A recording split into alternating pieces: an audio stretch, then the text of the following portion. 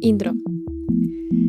Hola, mi nombre es Lucía y hoy vamos a ver cómo una cámara y la mirada de un fotógrafo transforman el espacio, convirtiéndolo en lo que vemos después como una historia. ¿Están listos? Imagina un espacio vacío o casi, un plano limpio, sin objetos que distraigan. Parece simple, ¿verdad? Pero si miramos con atención, hay más de lo que podemos ver en una foto.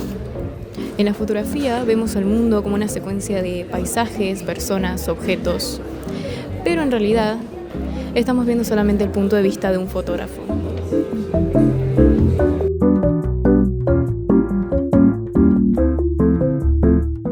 ¿Alguna vez te has preguntado que la perspectiva en la fotografía puede ser clave para narrar una historia? Hoy vamos a contar los secretos del espacio que no ves, pero que tus fotos sí sienten.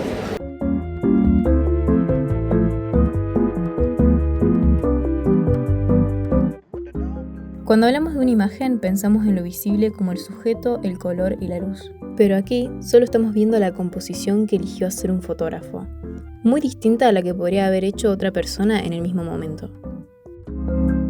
La fotografía es una decisión. El plano que elijas, el encuadre, la posición de la cámara, todo va a determinar un punto de visión de esa escena. Pero primero, ¿cómo se forma la imagen en la cámara? Todo comienza con la luz que entra por el objetivo. Luego pasa por una serie de lentes cóncavos y convexos. Se forma la imagen en el plano focal. Pasa por el obturador y se compone la imagen en el sensor de manera eléctrica para luego convertirse en datos digitales. Una vez que entendimos cómo se forma la imagen, necesitamos saber cuáles son los pasos necesarios antes de poder obturar. Primero vamos a elegir qué queda fuera del plano y qué no. Después vamos a elegir cómo vamos a componer el encuadre. Es importante tener en cuenta que antes se debe elegir el objetivo que vamos a usar, el cual nos va a ayudar a determinar el plano. Ahora sí, ya que sabemos cómo se forma una foto y qué tenemos que tener en cuenta antes de obturar, ahora vamos a ver conceptos mucho más específicos que pasan cuando vamos a sacar una foto. El diafragma controla cuánta luz va a entrar. Si lo abrís, entra más luz, y a medida que se va cerrando, entra menos. Esto afecta a la profundidad de campo, lo cual define planos de nitidez a partir de un foco selectivo. La imagen de la derecha tiene un diafragma de 1.8, con el fondo desenfocado, por lo tanto poca profundidad de campo. Esto es ideal para retratos, el sujeto en foco y el fondo borroso. La imagen de la izquierda tiene un diafragma de 11, con el fondo en foco, por lo tanto gran profundidad de campo, que es ideal para paisajes, nitidez del primer plano hasta el fondo. Como dijimos anteriormente, el objetivo está formado por lentes cóncavos y convexos, que dirigen la luz hacia el plano focal.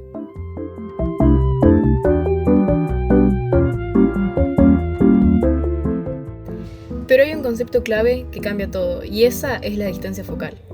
La distancia focal se mide en milímetros. Es la distancia que hay entre el primer lente del objetivo y el plano focal.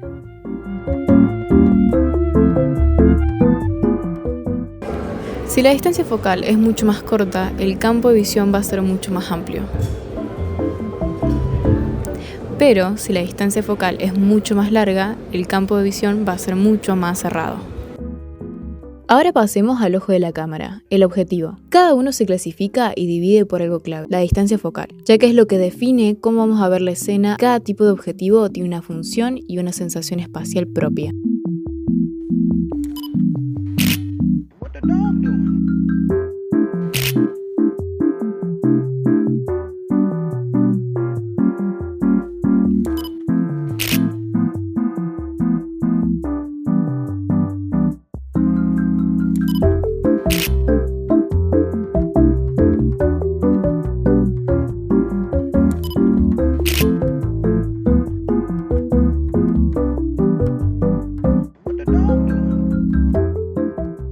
Entonces, los objetivos nos ayudan a tener un punto de vista para poder narrar una historia, pero no son los únicos que nos ayudan a tener o a formar la perspectiva, sino que hay otros elementos que intervienen, como la posición de la cámara, la luz y la angulación.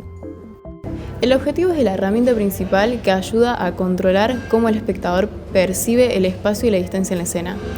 Es como sentir la diferencia de que estás dentro de la escena a través de un gran angular. Estos lentes poseen una corta distancia focal, aumentando el ángulo de visión y haciendo que el encuadre sea más amplio e ingrese más rayos de luz. Los extremos del encuadre son más amplios y la profundidad de campo también. Se van a ver con más nitidez y descomprimidos los planos longitudinales. O dar la sensación de que estás mirando desde lejos con un teleobjetivo.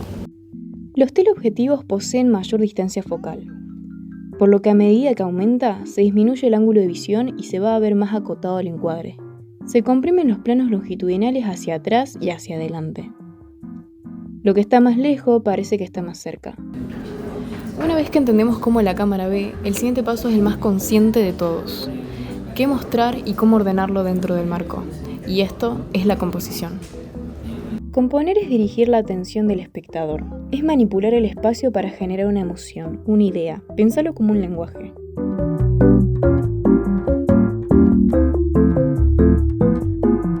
Tenemos distintos tipos de composición, como la ley de la mirada, donde se dirige la atención, o un espacio negativo que puede transmitir soledad, o una composición más simétrica, para transmitir calma o equilibrio. Otra opción es la composición asimétrica, para crear un poco más de tensión.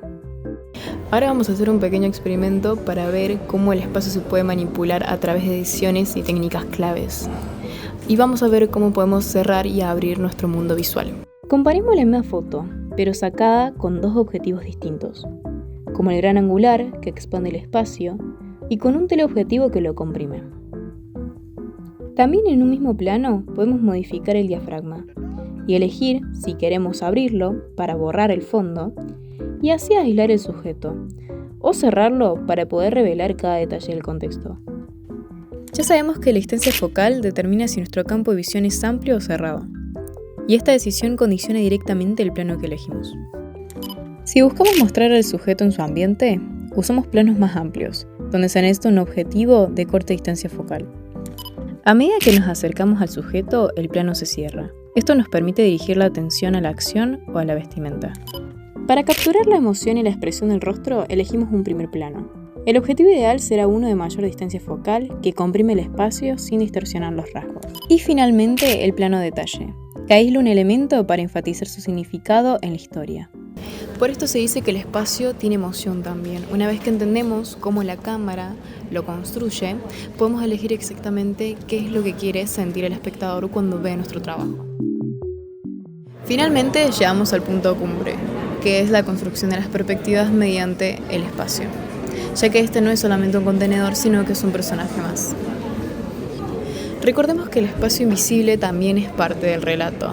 Está en esos espacios vacíos de la imagen, está en lo que dejamos fuera de campo, está en eso que insinuamos pero no mostramos. La mente del espectador llena esos vacíos. Así, cuando controlamos el espacio, controlamos la emoción. Es la herramienta definitiva para guiar el viaje mental y emocional del espectador. Al final descubrimos que el espacio no está vacío, sino que está lleno de posibilidades narrativas. Es el espacio vital entre elementos de una composición.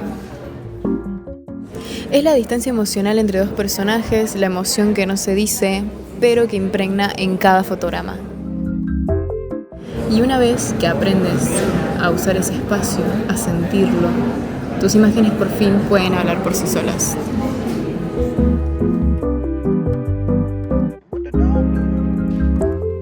Final. Así que cuando controlas el espacio, controlas la emoción. Gracias por mirar.